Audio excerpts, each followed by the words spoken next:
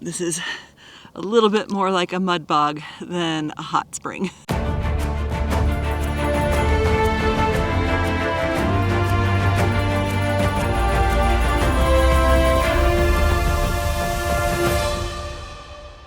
Good morning, everybody, from just outside of Fallon, Nevada. And it's a beautiful morning this morning. The air is perfectly still. The sun is coming out.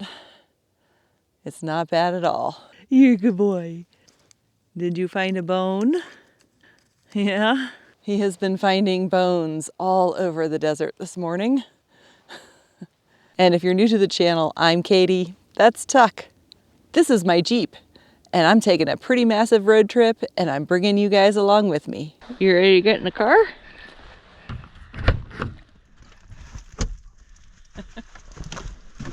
Good boy. And I got to back out of my camp spot because going forward is a little sandy.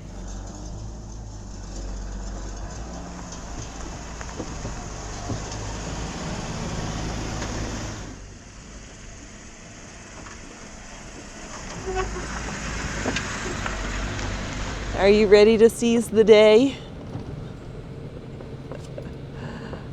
Seizing the day today means we're heading into Fallon and doing laundry and getting groceries. And hopefully they have a dog park where Tuck can meet some new friends. That would be delightful. It's beautiful weather. It's a Sunday. If they have a dog park, there should be other dogs there. Crossing my fingers for that because he needs friends. We're going to check out some petroglyphs before we get to town. This is the Grimes Point archaeological area. There's supposed to be thousands of petroglyphs in this area on small boulders. And I don't think we're going to get to see thousands of petroglyphs, but there's a trail through them, so we can see some. Here's our first set of petroglyphs, and they're really starting to get faded by the desert varnish on the rocks, but they look like kind of circular figures. The fact that they're getting faded like that means they're really, really old. These guys are just pits and grooves that were carved into the rock. There's a big groove coming down the side of the rock and lots of little pits carved into the rock. And when you have the really simplified designs like that, those are thought to be really, really old, like 7,000, 8,000 years old.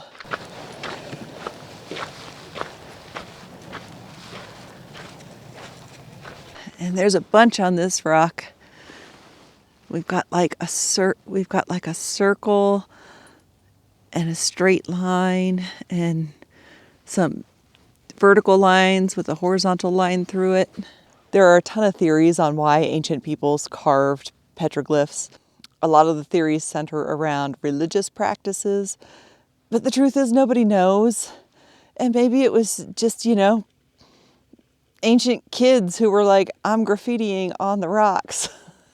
We don't know. This is going to be really hard to see because of the shadows, but there's like a circle with a fountain coming up out of it. Almost a ladder kind of looking thing, and then some stuff over here that I really can't decipher at all. They really are all over the place if you just pay attention. I mean, who knows what that is? It's like a U shape with a line across it and a circle and a circle. And I like these, the squiggles. Looks like a snake, which it very well may have been.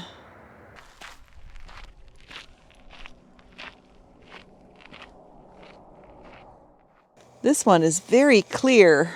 I don't know what it is, but it's very clear. And that's kind of a neat one. It's almost like a flower. Like these circles on top represent the petals, and then the calyx there, or whatever it's called, the thing the petals stick into. And they got almost a tic-tac-toe board over there. 3 big divots, and then a wishbone. I mean, I'm just making up the wishbone part. I don't know what it's supposed to represent. It's super important not to actually touch the petroglyphs because your oils can disturb that desert patina that's on them. which is a combination of like minerals and lichen and stuff that develops over a very long period of time, and it can be disrupted by touch. And oh, this is a big, neat one, but that's going to be really hard to get on camera. I'm thinking this has to depict some kind of animal, or maybe it's an early drawing of a human. And then another squiggly snake-like figure. I just tried to imagine in my mind what this would have looked like then. So we're on a raised bit of ground seeing these petroglyphs, and this would have been lake all out here. So I'm assuming this would have been maybe a peninsula or an island on that lake, and much lusher. Probably not so deserty. We need to get into town and run my errands and get this dog to a dog park. Tuck is tuckered. It's a pretty small dog park, but it had a good group of dogs there, so Tuck's tired.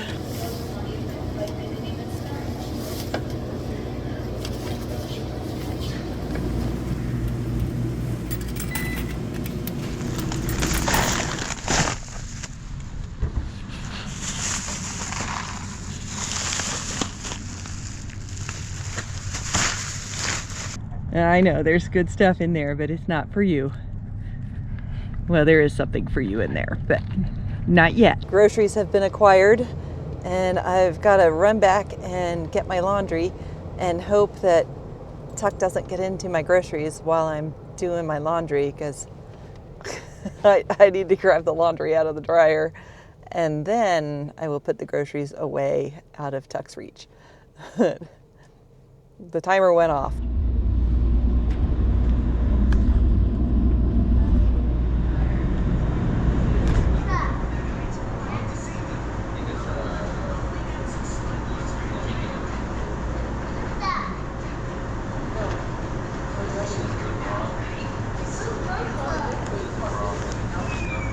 Were you a good boy?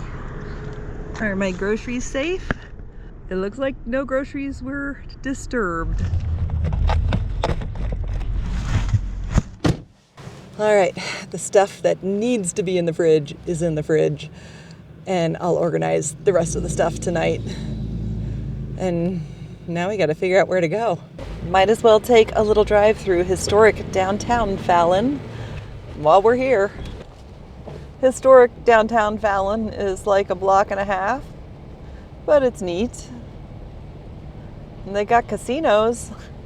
Fallon is kind of an agricultural town, which seems a little bit unusual in the middle of the Nevada desert. But I guess the early settlers did a lot of irrigation work.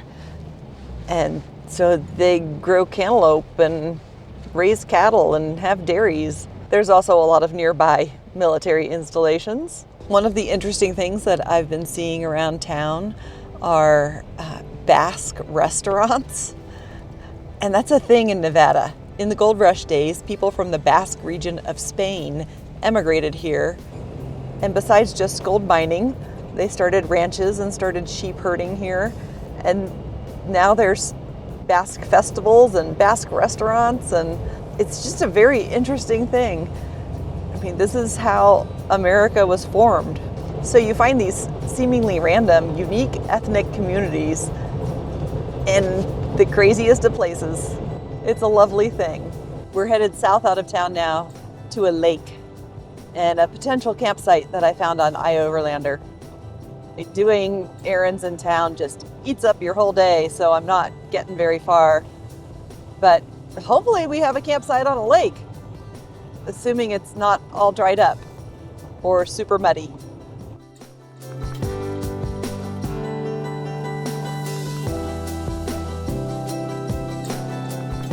This is called Walker Lake, and there's one other person camping out here, and I suspect we can locate ourselves away from that one person. The road's a little bit rough, but it's dry. It looks like we can get pretty close to the water. This will do.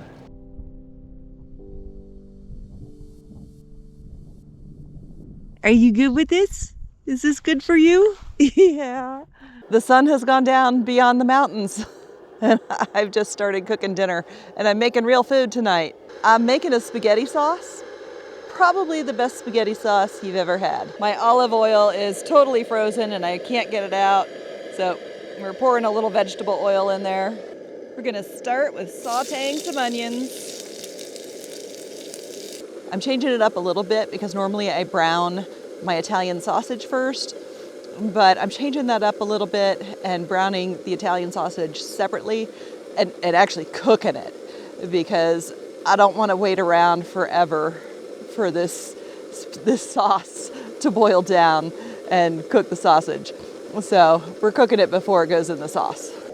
It's oily enough that you don't need to put any oil in the pan if you don't want to. This is just sliced up Italian sausage. Normally my slices are a little nicer, but normally I'm starting with some frozen sausage that is easier to slice. My knife is already contaminated by my sausage, so I'm just using that to stir so that I don't have 2 utensils that I have to extra clean. And we're just gonna try to cook those pretty good. I want them basically cooked through. Normally I would just brown them and toss them in the sauce and cook it for like an hour, but we're not doing that. Add in some mushrooms, toss in my garlic. I just want to cook these a little bit, not too much.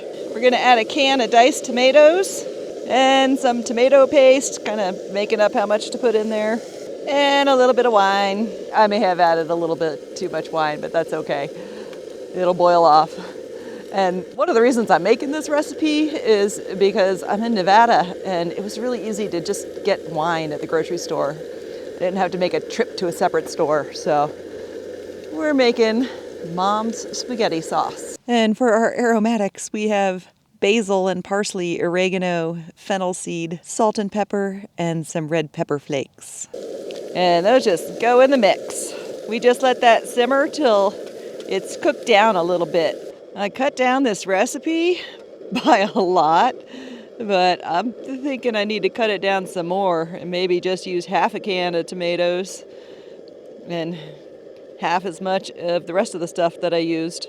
I don't have a big pasta pot and I don't want to wait for a big pasta pot to boil or use all that fuel when I'm camping. So I'm gonna cook about a servings-ish of spaghetti and I'm breaking it in half. And then it fits in my pan, and I add just enough water to cover it. Gotta turn the heat up. I learned relatively recently that you don't need a ton of water to cook your pasta, and that cooking it in a pan works just fine.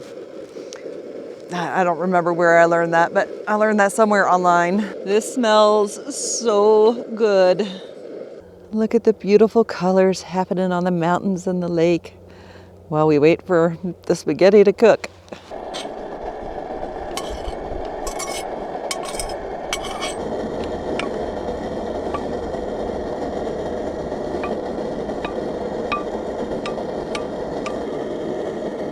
Added a little garlic bread and et voila, dinner is served.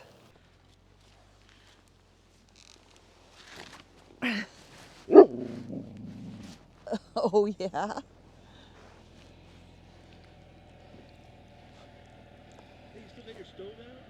I do. Would you mind if I toasted a sandwich on there? The dishes are not clean. I'm just gonna put, I don't care. Would you mind? You can go ahead.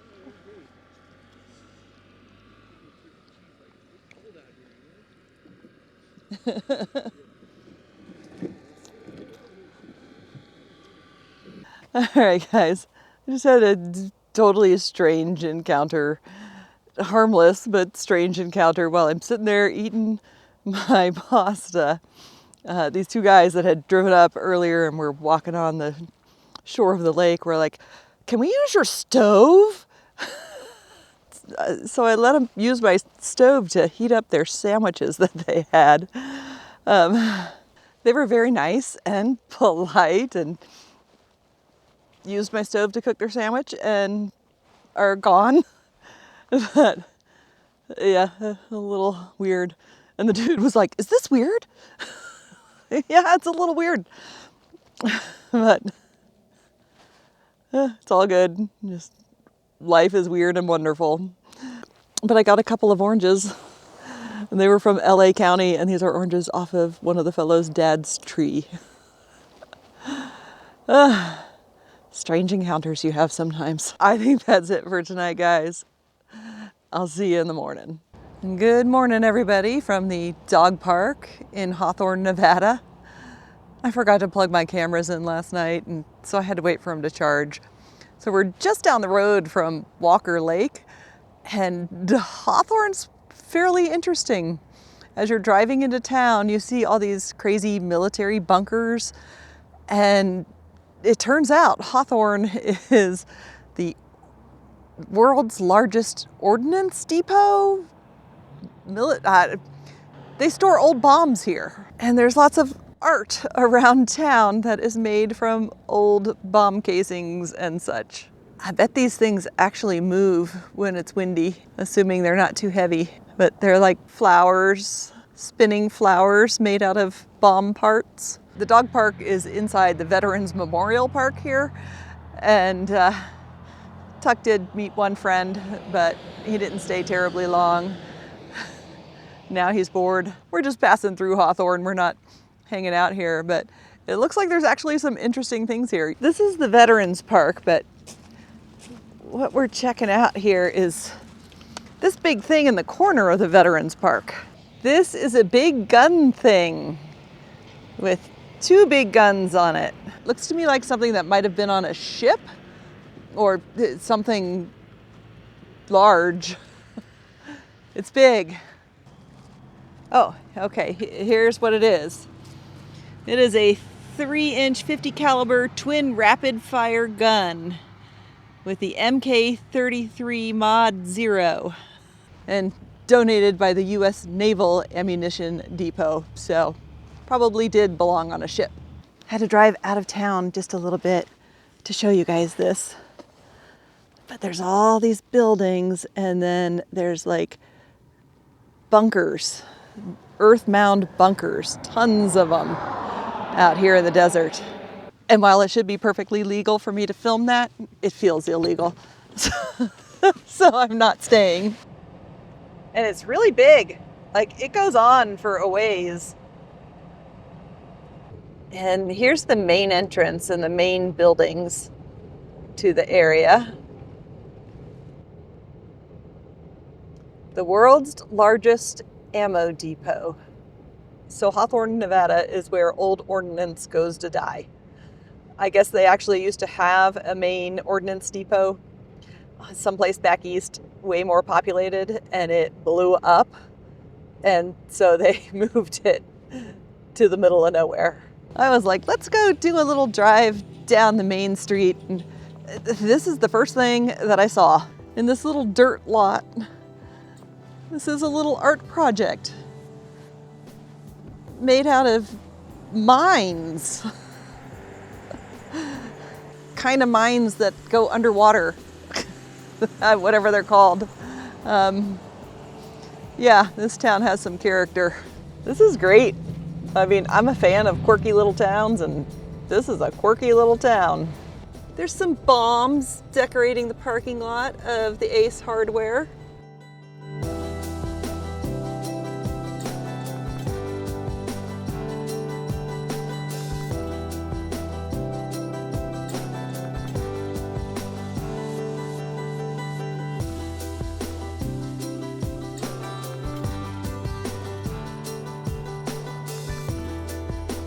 This is the Hawthorne Ordnance Museum, and it's closed right now, but they've got a bunch of stuff outside. There's a big missile of some variety. More big guns.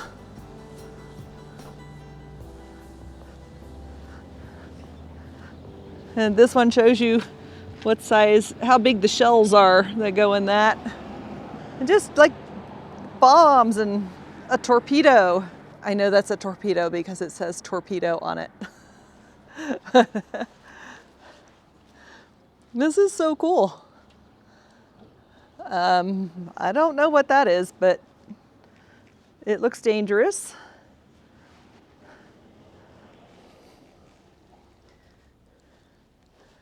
And these are more mines, I think. Like that's a mine for sure. That is an undersea mine because it says so. That is a bomb. It is very handy that it says what it is on there. 500-pound low drag with snake eye fin. That is kind of an interesting tail on that bomb. And just bombs all over the place. And oh yeah, it's closed, but yeah, they have all the stuff in there. All the ordnance you could want to look at. Ooh, and an old Jeep. Look at that Jeep. I don't know if you can see it, but that looks like an awesome Jeep. I don't know what kind of tank this is. It's a big tank. We could get up a little higher and look at this thing.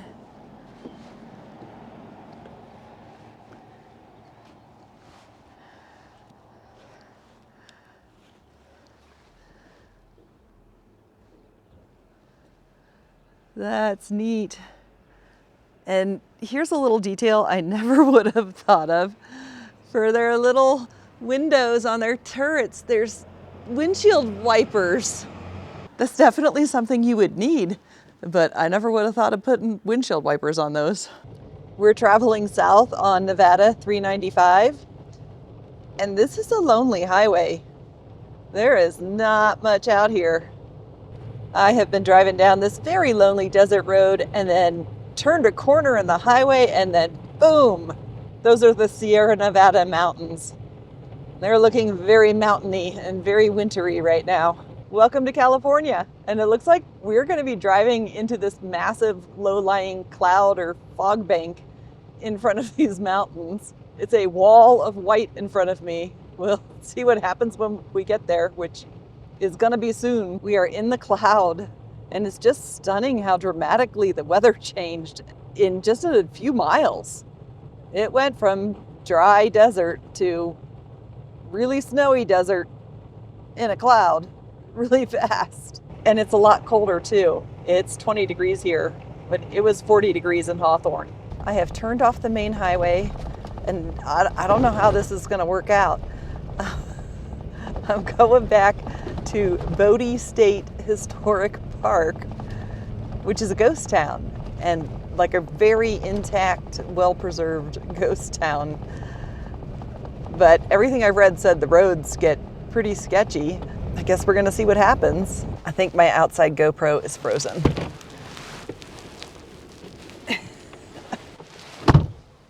It's covered in ice. We're gonna have to let that thaw out a little bit. We have reached the end of the line. So I guess we're not going to Bodie State Historic Park. Somebody wanted to get out and play in the snow for a minute.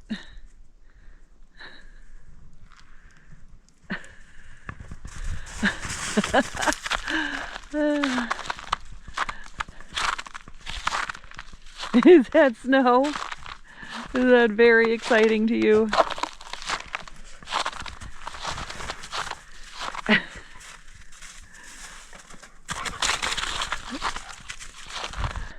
This is kind of crazy snow. It's very tree-like and leaf-like. I like it.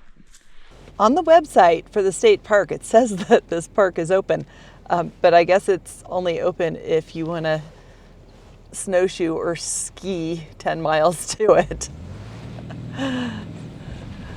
Which you could do, but we're not doing.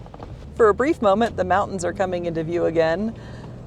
And I have to admit, I was not expecting snow like this at the base of the mountains. I was just figuring if I don't go in the mountains, I won't have to worry about the snow. But that turned out to be a miscalculation on my part.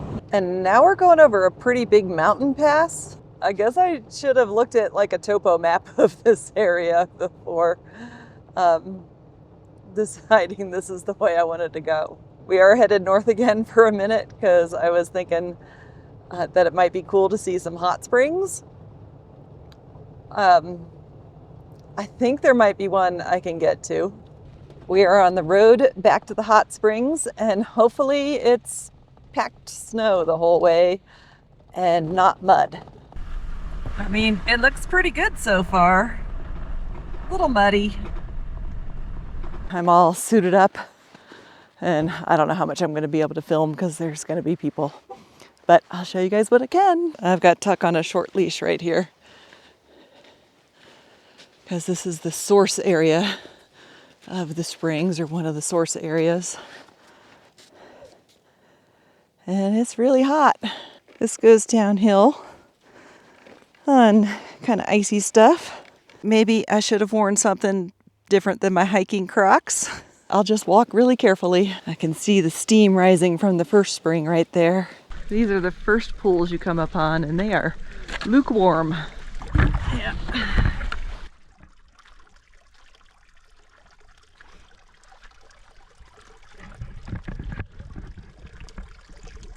Oh, that one feels pretty okay, but it's not very big. Now that one's gonna be cold. There's some bubbling ground. Don't go near there, Tuck. This one's extremely murky and shallow. Oh, that's cold. There's another tub down the hill there, but a person is down there in the tub with 2 unleashed dogs, and this is a leashed dog area, and you just never know.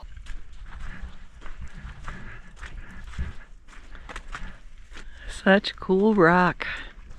I'm missing a pool, the main pool of the area, so we have made a whole loop around, and I suspect where I'm going to find all the people is the main pool, and maybe it's over here.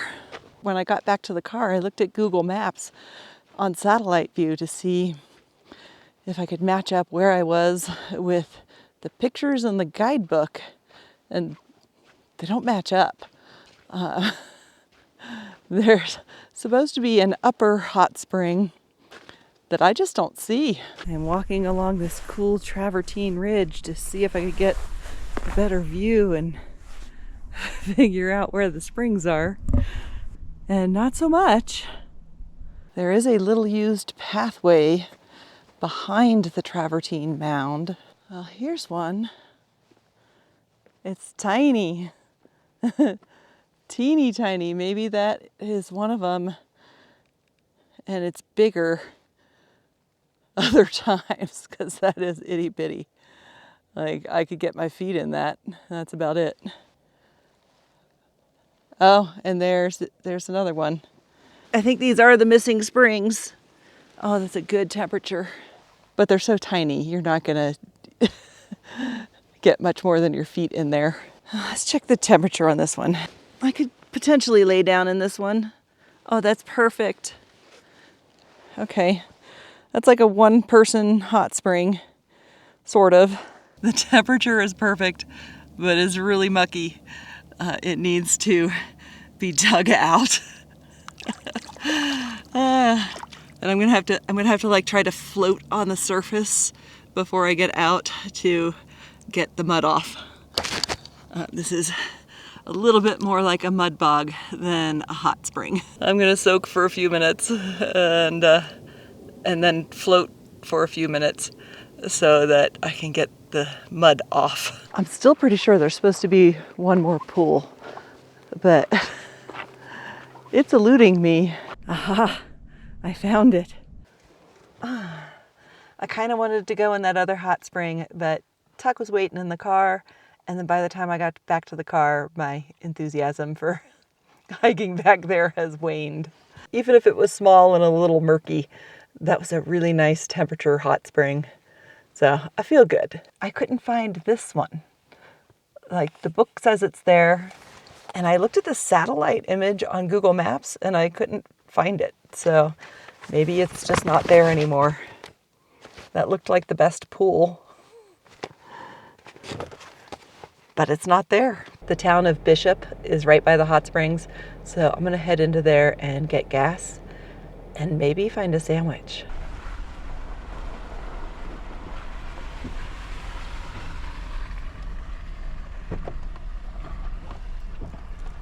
How you doing with the bumps?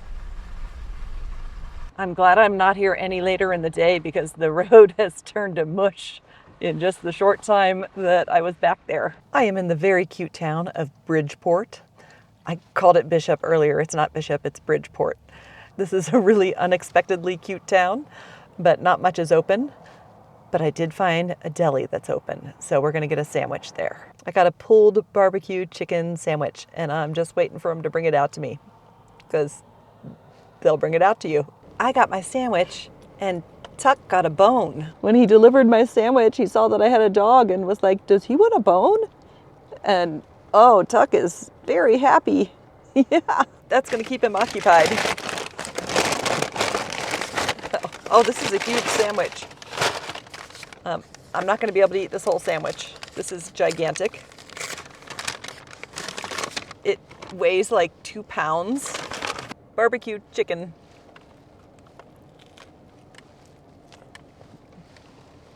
And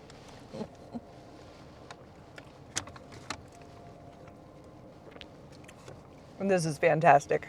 That was a delicious and very messy sandwich.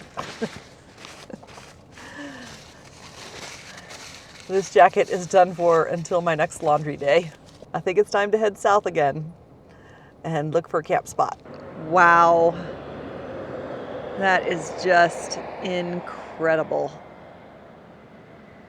I'm thinking all this snow may make it a little more challenging to find a camp spot tonight.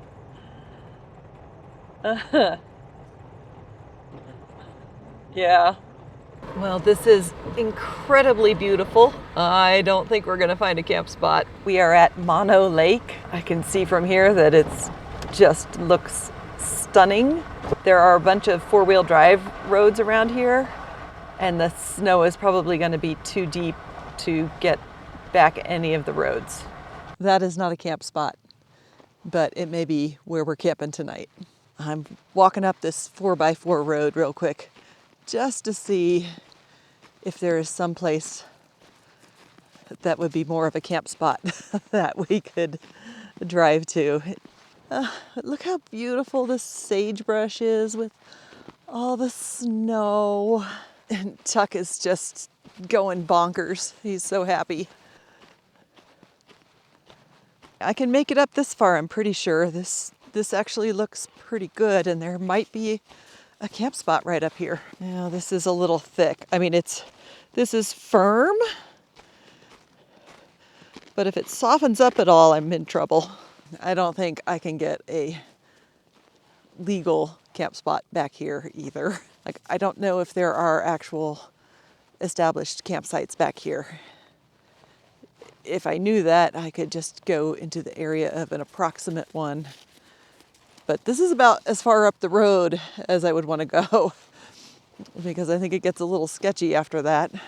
We're going to camp in our basically National Forest Service road spot. It's wintertime, a little more flexibility with what I call a campsite is needed. Tonight I'm going to stealth up the Jeep so nobody really thinks that I'm sleeping in there, and we just hope that nobody comes by and gives me the knock in the middle of the night.